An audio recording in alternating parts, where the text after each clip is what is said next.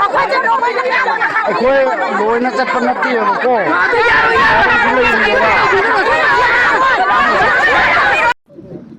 ꯍꯧꯖꯤꯛ ꯍꯥꯏꯅ ꯂꯩꯖꯔꯤꯕ ꯃꯐꯝ ꯑꯁꯤ ꯏꯝꯐꯥꯜ ꯏꯁ ꯗꯤꯁꯇ꯭ꯔꯤꯛꯀꯤ ꯃꯅꯨꯡ ꯆꯟꯅ ꯂꯩꯕ ꯅꯣꯡꯁꯨꯝ ꯍꯥꯏꯅ ꯈꯪꯅꯔꯤꯕ ꯃꯐꯝ ꯑꯗꯨꯒꯤ ꯆꯤꯡꯊꯛ ꯃꯊꯛꯇꯅꯤ ꯍꯥꯏꯔꯤꯕ ꯃꯐꯝ ꯑꯁꯤꯗ ꯉꯁꯤꯃꯛ ꯑꯩꯈꯣꯏꯒꯤ ꯃꯁꯤꯡ ꯌꯥꯝꯂꯕ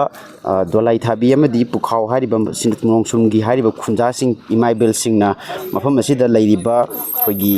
ꯃꯅꯤꯄꯨꯔ ꯂꯩꯉꯥꯛꯀ ꯁꯥꯟꯇꯤꯒꯤ ꯋꯥꯔꯤ ꯁꯥꯗꯨꯅ ꯂꯩꯔꯤꯕ ꯌꯨꯅꯤꯌꯟ ꯑꯣꯐ ꯄꯥꯝꯕꯩꯅ ꯂꯨꯆꯤꯡꯕ ꯌꯨꯅꯤꯌꯟ ꯑꯣꯐ ꯇꯤꯝꯒꯤ 242 ꯁꯨꯕ 293 ꯕꯠꯇꯥꯂꯤꯌꯟꯅ ꯃꯐꯝ ꯑꯁꯤꯗ ꯑꯩꯈꯣꯏꯒꯤ ꯈꯨꯟꯖꯥꯁꯤꯡ ꯍꯥꯏꯕꯗꯤ ꯑꯩꯅ ꯎꯠꯆꯔꯤꯕ ꯀꯦꯃꯦꯔꯥ ꯑꯁꯤꯗ ꯇꯥꯔꯤꯕ ꯈꯨꯜꯁꯤꯡ ꯑꯁꯤ ꯗꯣꯂꯥꯏ ꯊꯥꯕꯤ ꯑꯃꯗꯤ ꯄꯨꯈꯥꯎ ꯒ꯭ꯔꯥꯝ ꯄꯟꯆꯥꯌꯠꯀꯤ ꯗꯨꯡꯂꯕ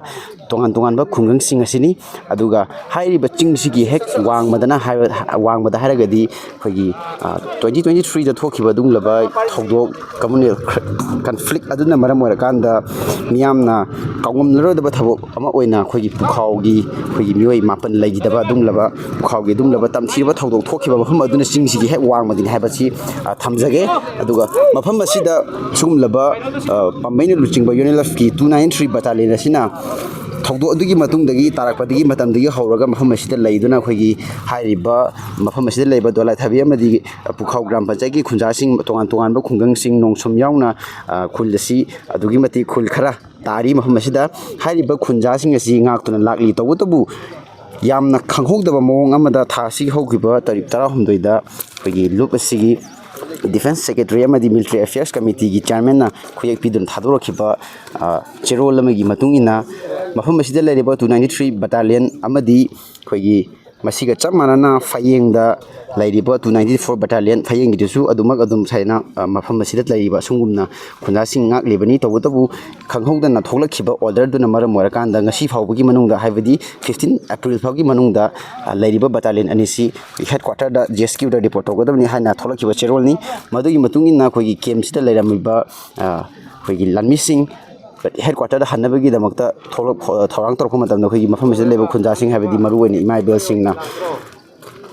ꯍꯧꯈꯤꯕ ꯆꯍꯤꯁꯤꯡ ꯑꯁꯤꯗ ꯊꯣꯛꯈꯤꯕ ꯈꯨꯗꯣꯡꯊꯤꯅꯤꯡꯉꯥꯏ ꯑꯣꯏꯔꯕ ꯊꯧꯗꯣꯛꯁꯤꯡ ꯑꯗꯨꯗ ꯑꯩꯈꯣꯏꯒꯤ ꯄ꯭ꯔꯖꯥꯁꯤꯡꯕꯨ ꯉꯥꯛꯈꯤꯗꯅꯕ ꯉꯥꯛ ꯁꯦꯟꯗꯨꯅ ꯂꯥꯛꯈ꯭ꯔꯕ ꯑꯗꯨꯒꯨꯝꯂꯕ ꯃꯆꯥ ꯑꯣꯏꯕꯁꯤꯡꯁꯤꯅ ꯊꯥꯗꯣꯛꯇꯨꯅ ꯃꯐꯝ ꯑꯁꯤ ꯆꯠꯈ꯭ꯔꯒꯗꯤ ꯍꯧꯖꯤꯛ ꯃꯅꯤꯄꯨꯔꯁꯤꯗ ꯑꯣꯏꯔꯛꯂꯤꯕ ꯁꯦꯟꯇ꯭ꯔꯦꯜ ꯁꯦꯀ꯭ꯌꯨꯔꯤꯇꯤ ꯐꯣꯔꯁ ꯑꯃꯗꯤ ꯁ꯭ꯇꯦꯠ ꯐꯣꯔꯁ ꯀꯌꯥ ꯂꯩꯔꯕꯁꯨ ꯃꯤꯍꯥꯠ ꯃꯤꯄꯨꯟ ꯑꯗꯨꯒ ꯕꯣꯝꯒꯤ ꯑꯦꯇꯦꯛ ꯆꯠꯊꯔꯛꯄ ꯑꯁꯤ ꯉꯔꯥꯡꯗꯁꯨ ꯌꯥꯝꯅ ꯐ꯭ꯔꯦꯁ ꯑꯣꯏꯕ ꯊꯧꯗꯣꯛ ꯃꯌꯥꯝ ꯑꯃ ꯂꯩꯔꯤ ꯑꯁꯤꯒꯨꯝꯕ ꯃꯌꯥꯝꯁꯤꯅ ꯃꯔꯝ ꯑꯣꯏꯔꯀꯥꯟꯗ ꯑꯩꯈꯣꯏꯒꯤ ꯏꯃꯥ ꯏꯕꯦꯜꯁꯤꯡꯁꯤꯗ ꯌꯥꯝꯅ ꯃꯤꯄꯥꯏꯕ ꯑꯃꯗꯤ ꯃꯈꯣꯏꯁꯤ ꯆꯠꯈ꯭ꯔꯀꯥꯟꯗ ꯀꯔꯝꯕ ꯑꯗꯨꯒꯨꯝꯂꯕ ꯈꯣꯡꯊꯥꯡ ꯄꯥꯏꯔꯛꯀꯅꯤ ꯀꯔꯤ ꯊꯧꯗꯣꯛ ꯊꯣꯛꯂꯛꯀꯅꯤ ꯍꯥꯏꯕ ꯉꯝꯗꯕ ꯑꯗꯨꯒꯨꯝꯂꯕ ꯌꯥꯝꯅ ꯃꯤꯄꯥꯏꯕ ꯄꯣꯛꯅꯔꯕ ꯏꯃꯥ ꯏꯕꯦꯜꯁꯤꯡꯅ ꯑꯩꯈꯣꯏꯒꯤ ꯃꯐꯝ ꯑꯁꯤ ꯊꯥꯗꯣꯛꯇꯨꯅ ꯆꯠꯈꯤꯕ ꯌꯥꯔꯣꯏ ꯍꯥꯏꯗꯨꯅ ꯑꯩꯈꯣꯏꯒꯤ ꯃꯐꯝ ꯑꯁꯤꯕꯨ ꯊꯥꯗꯣꯛꯇꯨꯅ ꯂꯥꯛꯂꯤꯕ ꯑꯩꯈꯣꯏ ꯆꯠꯅꯕ ꯊꯧꯔꯥꯡ ꯇꯧꯔꯤꯕ ꯑꯩꯈꯣꯏꯒꯤ ꯂꯥꯟꯃꯤꯁꯤꯡꯕꯨ ꯑꯩꯈꯣꯏꯒꯤ ꯈꯥꯝꯗꯨꯅ ꯃꯈꯣꯏꯒꯤ ꯂꯩꯐꯝ ꯑꯣꯏꯔꯤꯕ ꯀꯦꯝꯞꯇ ꯑꯃꯨꯛ ꯍꯟꯅ ꯄꯨꯈꯠꯂꯛꯄꯒꯤ ꯃꯃꯤꯅꯤ ꯑꯗꯨꯒ ꯃꯐꯝ ꯑꯁꯤꯗ ꯍꯧꯖꯤꯛꯀꯤ ꯑꯣꯏꯅ ꯑꯩꯈꯣꯏꯅ ꯐꯪꯖꯕ ꯔꯤꯄꯣꯔꯠꯀꯤ ꯃꯇꯨꯡ ꯏꯟꯅ ꯏꯃꯥ ꯏꯕꯦꯜꯁꯤꯡꯅ ꯐꯣꯡꯗꯣꯔꯛꯄꯒꯤ ꯃꯇꯨꯡ ꯏꯟꯅ ꯂꯩꯔꯤꯕ ꯃꯐꯝ ꯑꯁꯤꯗ ꯃꯈꯣꯏꯁꯤꯡ ꯑꯁꯤ ꯂꯦꯡꯗꯅ ꯑꯗꯨꯃꯛ ꯂꯩꯍꯟꯒꯗꯕꯅꯤ ꯊꯣꯛꯂꯛꯂꯤꯕ ꯑꯣꯔꯗꯔ ꯑꯗꯨ ꯀꯔꯝꯕ ꯃꯐꯝꯗꯒꯤ ꯀꯅꯥꯅ ꯊꯣꯛꯂꯛꯄꯅꯣ ꯑꯣꯔꯗꯔ ꯊꯣꯛꯂꯛꯂꯤꯕ ꯃꯤꯗꯨꯗ ꯍꯥꯏꯔꯤꯕ ꯑꯣꯔꯗꯔ ꯑꯗꯨ ꯀꯦꯟꯁꯦꯜ ꯇꯧꯕꯤꯅꯕ ꯑꯃꯗꯤ ꯃꯈꯥ ꯇꯥꯅ ꯍꯥꯏꯔꯤꯕ ꯕꯠꯇꯥꯂꯤꯌꯟꯁꯤꯡ ꯑꯁꯤ ꯃꯐꯝ ꯑꯁꯤꯗ ꯂꯩꯗꯨꯅ ꯈꯨꯜ ꯑꯁꯤ ꯃꯈꯥ ꯇꯥꯅ ꯉꯥꯛ ꯁꯦꯟꯕꯒꯤ ꯊꯕꯛ ꯑꯁꯤ ꯆꯠꯊꯅꯕ ꯑꯩꯈꯣꯏꯒꯤ ꯉꯥꯡꯅꯒꯅꯤ ꯍꯥꯏꯕꯒꯤ ꯐꯤꯔꯦꯞꯇꯨꯒ ꯂꯣꯏꯅꯅ ꯏꯃꯥ ꯏꯕꯦꯜꯁꯤꯡ ꯑꯁꯤ ꯋꯥꯡꯂꯕ ꯆꯤꯡꯊꯛꯁꯤꯗ ꯑꯩꯈꯣꯏꯒꯤ ꯍꯧꯅꯔꯨꯕ ꯅꯥꯏꯗꯅ ꯈꯨꯟꯖꯥꯁꯤꯡ ꯃꯌꯥꯝ ꯑꯃ ꯂꯥꯛꯇꯨꯅ ꯃꯐꯝ ꯑꯁꯤꯗ ꯑꯩꯈꯣꯏ ꯍꯧꯖꯤꯛ ꯇꯤꯜꯂꯤ ꯑꯗꯨꯅ ꯃꯈꯥ ꯇꯥꯅ ꯑꯩꯈꯣꯏꯒꯤ ꯍꯥꯏꯔꯤꯕ ꯏꯃꯥ ꯏꯕꯦꯜꯁꯤꯡꯅ ꯀꯔꯤ ꯋꯥꯔꯦꯞ ꯂꯧꯔꯛꯏ ꯑꯗꯨꯒ ꯂꯩꯔꯤꯕ ꯆꯦꯔꯣꯜ ꯑꯁꯤꯅ ꯑꯣꯔꯗꯔ ꯑꯁꯤꯅ ꯀꯗꯥꯏ ꯐꯥꯎꯕ ꯁ꯭ꯇꯦ ꯇꯧꯒꯅꯤ ꯑꯗꯨꯒ ꯋꯤꯗ꯭ꯔꯣ ꯇꯧꯒꯗ꯭ꯔꯥ ꯍꯥꯏꯕꯗꯨꯗꯤ ꯍꯧꯖꯤꯛ ꯃꯈꯥ ꯇꯥꯕ ꯄꯥꯎꯗꯝꯁꯤꯡ ꯉꯥꯏꯃꯤꯟꯅꯈꯤꯕ ꯇꯥꯔꯤ ꯑꯗꯨꯅ ꯍꯧꯖꯤꯛ ꯑꯣꯏꯔꯛꯂꯤꯕ ꯐꯤꯕꯝ ꯑꯁꯤꯗ ꯃꯤꯌꯥꯝꯒꯤ ꯑꯣꯏꯕ ꯃꯣꯠꯇꯁꯨ ꯑꯁꯤꯒꯨꯝꯂꯕ ꯌꯥꯝꯅ ꯁꯤꯗꯒꯤ ꯌꯦꯡꯕꯤꯌꯨ ꯑꯩꯅ ꯃꯃꯥꯡꯗ ꯊꯝꯖꯔꯤꯕꯁꯤ ꯃꯥꯡꯗ ꯎꯔꯤꯕ ꯁꯤꯒꯤ ꯁꯤ ꯀꯨꯀꯤꯕꯨꯡ ꯍꯥꯏꯔꯤꯕ ꯀꯨꯀꯤꯁꯤꯡꯅ ꯈꯨꯟꯗꯥꯕ ꯈꯨꯟꯗꯨ ꯑꯣꯏꯒꯗꯕꯅꯤ ꯑꯗꯨꯒ ꯃꯐꯝꯁꯤꯒ ꯆꯤꯡꯁꯤꯒ ꯂꯥꯞꯅꯔꯤꯕ ꯗꯤꯁꯇꯦꯟꯁꯁꯤ ꯁꯨꯝꯇꯒꯤ ꯑꯦꯔꯥꯎꯟ 2 ꯀꯤꯂꯣꯃꯤꯇꯔꯃꯨꯛꯇꯅꯤ ꯍꯥꯏꯕ ꯋꯥꯐꯝꯁꯤꯡꯁꯨ ꯊꯝꯕꯤꯔꯛꯏ ꯑꯗꯨꯒ ꯍꯥꯏꯔꯤꯕ ꯁꯤꯒꯤ ꯀꯨꯀꯤ ꯚꯤꯂꯦꯖꯁꯤꯒꯤ ꯅꯛꯅꯕꯗ ꯁꯤꯗꯩꯁꯤꯗ ꯇꯥꯡꯈꯨꯜ ꯚꯤꯂꯦꯖ ꯑꯃꯁꯨ ꯂꯩꯔꯤ ꯇꯧꯕꯇꯕꯨ ꯁꯤꯒꯤ ꯋꯥꯡꯃꯗꯗꯤ ꯑꯃꯨꯛ ꯑꯩꯈꯣꯏꯒꯤ ꯈꯥꯃꯦꯟꯂꯣꯛ ꯍꯥꯏꯔꯤꯕ ꯃꯐꯝ ꯑꯗꯨ ꯑꯣꯏꯔꯒ ꯇꯣꯉꯥꯟ ꯇꯣꯉꯥꯟꯕ ꯀꯨꯀꯤ ꯚꯤꯂꯦꯖꯁꯤꯡ ꯂꯩꯔꯤ ꯑꯗꯨꯅ ꯉꯁꯤꯃꯛ ꯑꯣꯏꯔꯛꯂꯤꯕ ꯐꯤꯕꯝꯁꯤꯡ ꯑꯁꯤꯗ ꯀꯨꯀꯤ ꯈꯨꯟꯁꯤꯡ ꯅꯛꯅ ꯂꯩꯕ ꯃꯔꯝ ꯑꯣꯏꯔꯀꯥꯟꯗ ꯑꯩꯈꯣꯏꯒꯤ ꯂꯩꯔꯤꯕ ꯃꯐꯝ ꯑꯁꯤꯕꯨ ꯉꯥꯛ ꯁꯦꯜꯂꯤꯕ ꯃꯤꯑꯣꯏꯁꯤꯡ ꯑꯁꯤ ꯂꯩꯇ꯭ꯔꯒꯗꯤ ꯀꯔꯤ ꯑꯣꯏꯔꯛꯀꯅꯤ ꯍꯥꯏꯕꯒꯤ ꯑꯀꯤꯕꯗꯨ ꯌꯥꯝꯅ ꯆꯥꯎꯅ ꯂꯩꯔꯛꯄꯒꯤ ꯈꯨꯗꯝ ꯑꯗꯨꯅꯤ ꯍꯧꯖꯤꯛ ꯂꯩꯔꯤꯕꯁꯤ ꯑꯗꯨꯅ ꯃꯈꯥ ꯇꯥꯔꯛꯄ ꯑꯣꯏꯅ ꯑꯩꯈꯣꯏꯒꯤ ꯀꯔꯤ ꯋꯥꯔꯦꯞ ꯂꯧꯔꯛꯏ ꯏꯃꯥ ꯏꯕꯦꯜꯁꯤꯡꯅ ꯀꯔꯤ ꯍꯥꯏꯔꯛꯀꯅꯤ ꯃꯌꯥꯝꯒꯤ ꯋꯥꯔꯦꯞꯅ ꯀꯔꯤ ꯑꯣꯏꯔꯛꯀꯅꯤ ꯍꯥꯏꯕꯗꯨ ꯈꯪꯃꯤꯟꯅꯅꯕꯒꯤ ꯇꯥꯟꯖꯥ ꯑꯃꯇꯪ ꯂꯧꯃꯤꯟꯅꯁꯤ ꯃꯈꯣꯏꯅ ꯁꯦꯟꯇ꯭ꯔꯦꯜ ꯐꯣꯔꯁꯁꯤꯡꯁꯤꯒ ꯃꯥꯟꯅꯔꯒ ꯑꯩꯈꯣꯏꯕꯨ ꯁꯦꯠꯇꯅ ꯑꯆꯦꯡꯕ ꯇꯥꯟꯖꯥ yengdana makoina bongi lang thakdana ikoibu ngarang nahanda su torpungda asum makoina mama macha tumi babu makoina bongi lang bom thakdana koina hatokpa si sungsa sungya ya banga moi makoina sum awang mai gai su makoina adugum lalong da tauge haidana makoina makoibo kuki militant sige manara makoina thammaga aikoibo setana aikoi makoina ngasi het chakhiba matamda awang lamda lairiba koi khunja kuncha je ngasi ma hatok piramo akoi biam hatok piramo hatoga makoi sakhiba yani headquarter da khoi chakini isajing mafam chana mayum je thamma meraga isajing la thokado maram je kari gino hangi aduga headquarter da thoklai ba order sina kanana no hangani majal lenga pi phamnai bising jina ne akhoi maitai macha jing je ngak pi darabani na akhoi isajing jina ne akhoi bu ngak pi bane ba aduna isajing jida kana gumbi amatana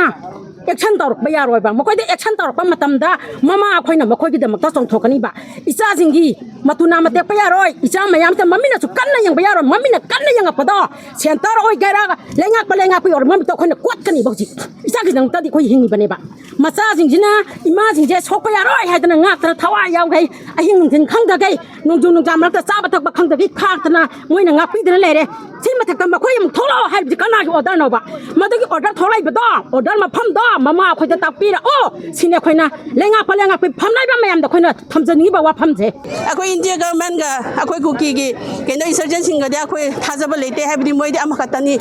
open secret ne si khoi na loin khang khra ba ngak tani asi haini ngai su targa oide aduna moi asi da kari gumba Indian forces asi thamgani hairagadi akoi madu supya yaba ngamoi kari no hairagadi madu leiba ganda akoi ngonda yam awaba aduga akoi ngonda yam na stressful oida basi gumba mayam am leibani na masi battalion asi lothok supya yaro haibasi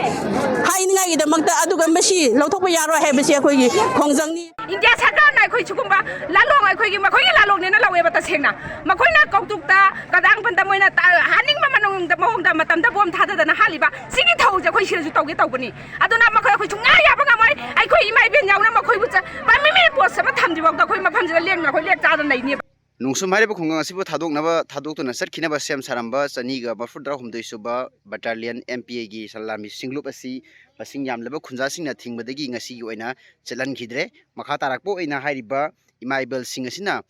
battalion asibu sarkhinaba khoigi cherol thorakliba makok thongba sing amadi lainga ki mari lainaba singa thengnaduna mafam asibu thadokna chatpagi mahutta hairiba khunja sing asibu mafam sing sida lairiba khunja sing asibu tung koina ing na leiba ngamnaba amadi makhoi bu ngakpi senbiranabagi dabakta makhoi gi permanent post oina hanghan view haibagi demand adu tawrgani aduga hairiba mafam asida makhoi bu permanent oina thamanbagi apamba wafam kya ga loinana changsel lakhiba imaibel singna battalion asigi larmi singlup sing chakhinaba thorang lamba adu ngasi gi oina thingre makha tarakpo oina khoi imaibel singna higher authority singa sanraba matungda kari warep lawra I aduga battalion asi